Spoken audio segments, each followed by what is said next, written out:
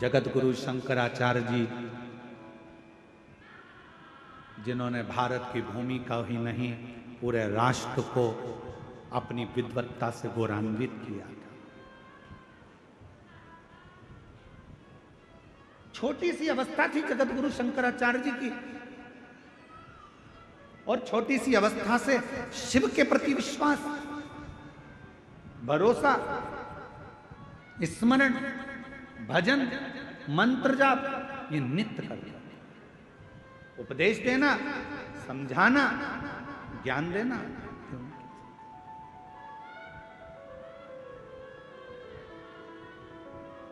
और उन्हीं जगत गुरु शंकराचार्य जी ने जो ये भारत को जगत गुरु के नाम से जो प्रसिद्धि मिली थी, भारत को जो विश्व गुरु के नाम से जो प्रसिद्धि मिली थी, वो भारत देश के ही जगत गुरु शंकराचार्य जी के कारण प्राप्त हुई थी।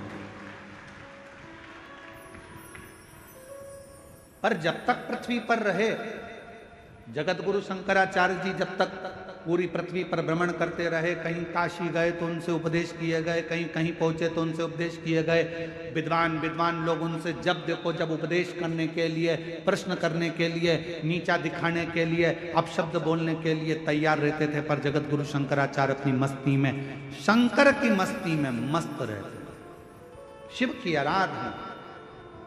और आज भी वो जगत गुरु शंकराचार्य जी की चार पीठ, जिस पे चार भारत के गौरव जगत गुरु शंकराचार्य चारों पीठ पर बैठे हुए हैं, वो भी हमारे मार्गदर्शक हैं, वो भी हमारे भारत की भूमि को गौरवान्वित करते हैं।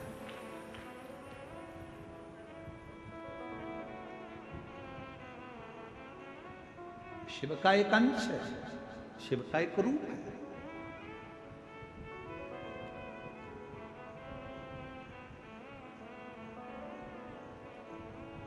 एक विश्वास के बल पर परमात्मा की प्राप्ति हो सकती है। इस पत्र के माध्यम से, इस पत्र में उनकी मां प्रीति देशमुख से एक बार जाकर पूछना कि जिस बेटे का शरीर काम करना बंद कर दिया हो, जिसकी आंखों से दिखना बंद हो गया हो, जिसकी श्रवण शक्ति, बुद्धि, हाथ पैर सब शिथिल होते चले गए हों, तो उस माँ से पूछना कि बेटे की हालत देखते देखते उस माँ की दशा क्या होती होगी। और आखिरी में उस माँ से ये भी पूछना कि तूने भरोसा रखा है शंकर पर, किसी और पर नहीं, जो जगत का कल्याण करने वाला है, मृत्यु को जो जीत सकता है, वो महामृत्यु। डॉक्टर ने इस पत्र में, बहन लिख रही है, डॉक्टर ने कह दिया था ये कभी नहीं देख सकता, जैसा है अब आंखों से कभी नहीं देख सकता, नहीं सुन सकता। पर एक विश्वास, एक भरोसा यदि शिव पर है, विश्वास है, भरोसा है, तो शिव शिव।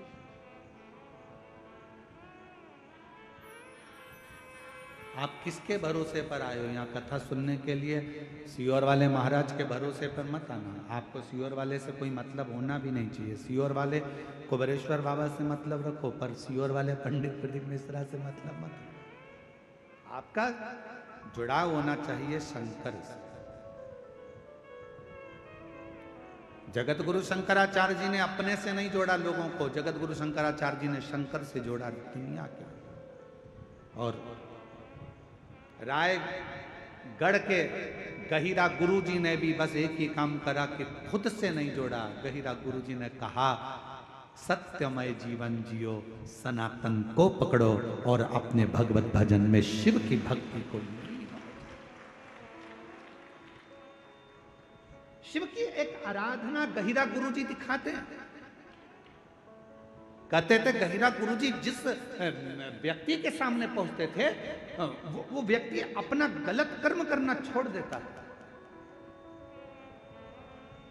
एक बार मालूम पड़ा गहिरा गुरु जी को अवस्था हो गई युवानी की। किसी ने कहा कि पास के गांव में बहुत लोग उत्पात मचाते हैं, वहां पर सुना है कि कोई भूत रहता है, कोई प्रेत रहता है, कोई पलित रहता है।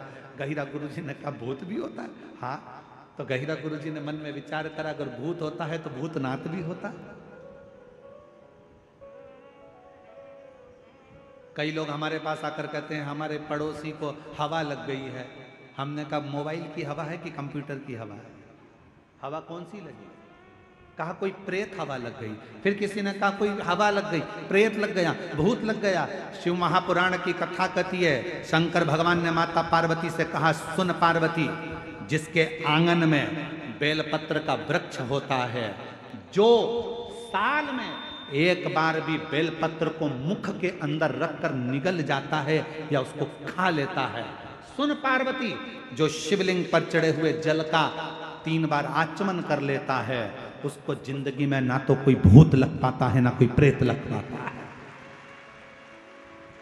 क्यों? तो कहा सारे भूत प्रेत भूतनाथ के अधीन है, और वो भूतनाथ कोई दूसरा नहीं, तेरा पति देवादित्य महादेव है।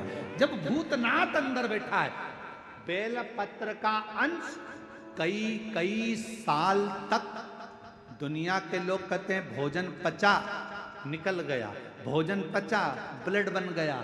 शिव महापुराण की कथा कहती है, बेल पत्र में, बेल के फल में वो अंश होता है।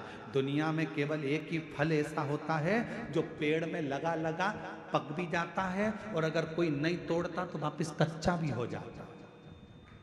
वो दुनिया में एक ही फल है, और वो बेल का फल है। बेल पत्र के वृक्ष में जो फल लगता है, बेला, क्या बोलते हो उधर पे? बेली बोलते हो ना। बेला का जो फल होता है उसको पेड़ में से मत तोड़ो, धीरे धीरे धीरे पका हुआ वापस कच्चा हो जाएगा, फिर अगले साल पक्का हो जाएगा, फिर कच्चा हो जाएगा।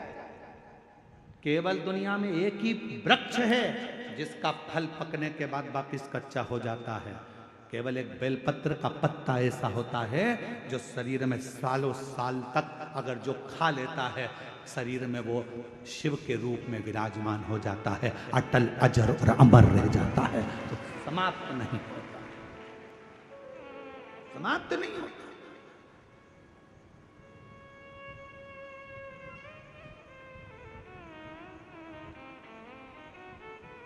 जैसे भस्म की कोई एक्सपायर डेट नहीं होती, होती है क्या? अर्जुन के तो बोलो। तुम्हारे घर में लकड़ी जलाई, तुमने भस्म तैयार करी, चूल्हा जलाया, कंडा जलाया, गोबरी जलाई, और तुमने जो राख तैयार करी, कोई तुमसे पूछे राख कब एक्सपायर होगी? राख की, भभूति की, भस्म की कोई एक्सपायर डेट नहीं होती।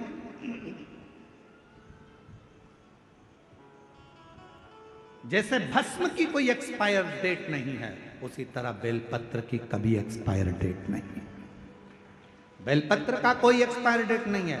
एक बेलपत्र को यदि आप 12 ज्योतिर्लिंग की यात्रा करने जा रहे हो, बेलपत्र को आप अपनी कॉपी में रखकर ले जा रहे हो, और बेलपत्र को तुमने खोला, अब भगवान महाकाल बाबा क्या पहुंच गए, काल अधिपति महाकालेश्वर बाबा को मेरी बेलपत्र समर्पित हो, चढ़ाई, वापिस उठा ली, चल दो, अगले ज्योतिर्लिंग फिर निकाली, मैं त्र्यंबकेश्वर बाबा को बेलपत्र समर्पित करता हूँ, वापिस रख ली, फिर चल दिए। 12 ज्योतिर्लिंग में एक बेलपत्र भी घर से लेकर गए हो, और वो बेलपत्र अगर आपने 12 ज्योतिर्लिंग को भी समर्पित करी है, तो मेरे शंकर ने ये नहीं कहा कि ये पुरानी है, क्योंकि अखंड अजर और अमर है। ये मेरी की अखंडता है। वो बेलपत्र कोई साधारण नहीं। जैसे सिर पर लगा हुआ त्रिपुंड का भस्म कभी एक्सपायर नहीं होता, उसी तरह शिव की बेलपत्र कभी एक्सपायर नहीं होता। एक्सपायर।